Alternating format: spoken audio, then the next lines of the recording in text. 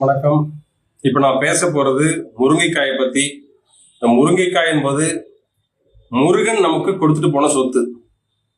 அதாவது லெமுரியா கண்டம்னு சொல்றாங்க. நாம குமரி நாடுன்னு பேசுவோம்.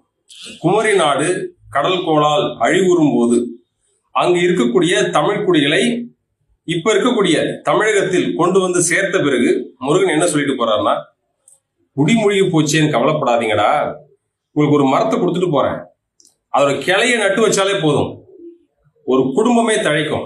ஏன்னா அந்த மரம், அதனுடைய காய், அதனுடைய இலைகள், அதனுடைய பூ எல்லாமே பயனுள்ளதா இருக்கும்.